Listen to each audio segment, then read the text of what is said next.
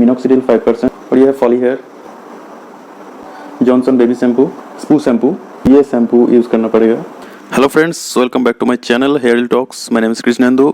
तो दोस्तों, आज हम डिस्कस करेंगे हेयर ट्रांसप्लांटेशन के बाद हर एक महीने में मेडिसिन, लोशन, शैम्पू, ये सब चीज़ों में कितना खर्चा हो सकता है, और इसी हिसाब से साल में कितना खर्चा आपका ट्रांसप्लांटेड हेयर्स के पीछे हो सकता है, इसका क्लियर आइडिया हम देंगे।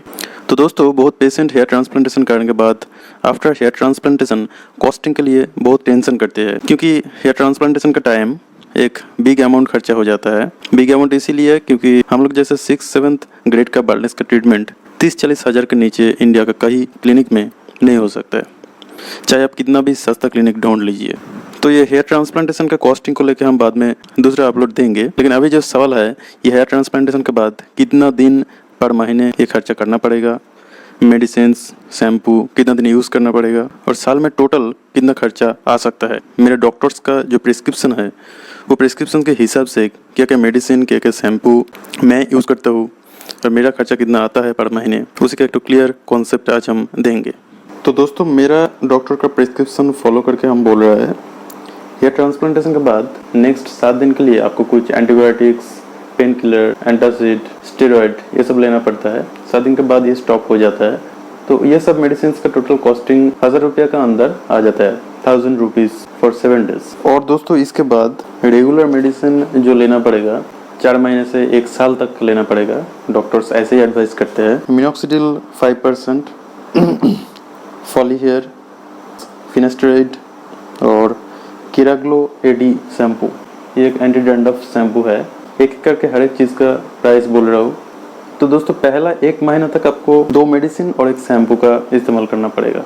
और ये है फॉली हेयर, इसका प्राइस आ जाता है लगभग 330 पर 15 टैबलेट्स। 1 महीना का जितना टैबलेट्स लगेगा उसका प्राइस आ जाएगा राउंड फिगर में 660। और इसके बाद है फिनेस्टेराइड, और इसका भी आ जाता है 30 टैबलेट्स का 259। और इसके बाद हेड वॉश करने के लिए आपको कोई भी एक शैम्पू यूज़ करना है। आप ये भी यूज़ कर सकते हैं, जॉनसन बेबी शैम्पू, इसका प्राइस आ जाता है 100 ml का 98 रुपीज़। और नहीं तो ये थोड़ा ब्रांडेड है, स्पू शैम्पू, ये 258 है 125 ml का। दोस्तों, इसमें एक तो ट्रिक्स है, मैक्सिमम केसेस में पहला महीना छोड़ के नेक्स्ट महीने से मिनॉक्सिडिल यूज़ करने के लिए बोलता है, और नेक्स्ट महीने से दूसरा शैम्पू भी आपको यूज़ करना पड़ेगा। तो हर महीने हम एवरेज में पकड़ सकते हैं, ट्रांसप्लांटेशन का बाद जो 1 महीने होता है वो महीने छोड़ के नेक्स्ट महीने से आपको ये मिनॉक्सिडिल 5% ये लगाना ही पड़ेगा, मैंडेटरी है। वीक में 2 बार आपको ये शैम्पू यूज़ करना पड़ेगा, और इसके साथ आपको यूज़ करना पड़ेगा फॉली हेयर और फिनेस्टेराइड। चारों चीज़ को जोड़ जाड़ के जो प्राइस आएगा वो है 2000 रुपीज़। तो दोस्तों, मोर और लेस 2000 का आसपास आ जाता है पर महीने का खर्चा, और साल में आ जाता है 24,000। इससे थोड़ा ज़्यादा भी हो सकता है, कम भी हो सकता है। और पीआरपी हम लोग बोलते हैं, हेयर ट्रांसप्लांटेशन के बाद 3-4 बार पीआरपी लेना पड़ेगा। तो मैं जहाँ से ट्रांसप्लांट किया था, ट्रांसप्लांटेशन का साथ साथ एक पीआरपी दे दिया था, और 3 पीआरपी मुझे फ्री में दिया है, वो मैं कभी भी ले सकता हूँ। तो मैंने सोचा है 3 महीने बाद 1 साल में मैं बाकी 3 पीआरपी ले लूँगा। तो पीआरपी का मुझे एक्स्ट्रा कोई कॉस्ट नहीं लगेगा। और ये सब मेडिसिन छोड़ के और भी कुछ खर्चा आ जाता है, जैसा अगर आपका ऐसा पिंपल्स अगर दिखाई देगा तो इस टाइम में आपको ये वाला क्रीम यूज़ करने के लिए बोलेगा डॉक्टर्स। ये है प्रोपिगेंटा NF क्रीम। ये पिंपल्स क्यों आता है, इसका रिस्क क्या है, ये हम नेक्स्ट वीडियो में अपलोड करेंगे।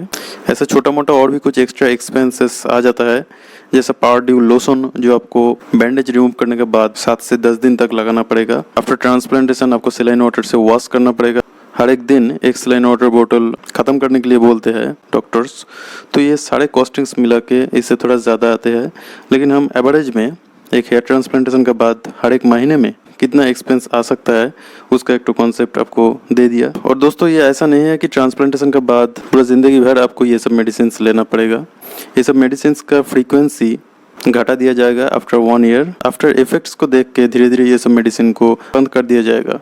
तो दोस्तों, हेयर ट्रांसप्लांटेशन में हम लोग एक ह्यूज अमाउंट खर्चा करते हैं, और उसके बाद हम लोग को ये जिम्मेदारी है इम्प्लांटेड ग्राफ्ट्स को बचा के रखना पड़ेगा। जितना दिन तक अच्छा रिजल्ट्स नहीं आ रहा है उतना दिन तक डॉक्टर्स का हर एक एडवाइस को प्रॉपरली मेंटेन करना पड़ेगा। तो इतना खर्चा तो हम लोगों को करना ही पड़ेगा जितना मेडिसिन, लोशन, शैम्पू में जितना आता है।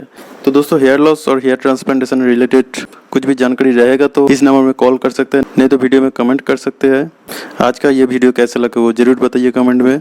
वीडियो अच्छा लगा तो लाइक कीजिए और मेरे चैनल को सब्सक्राइब कीजिए।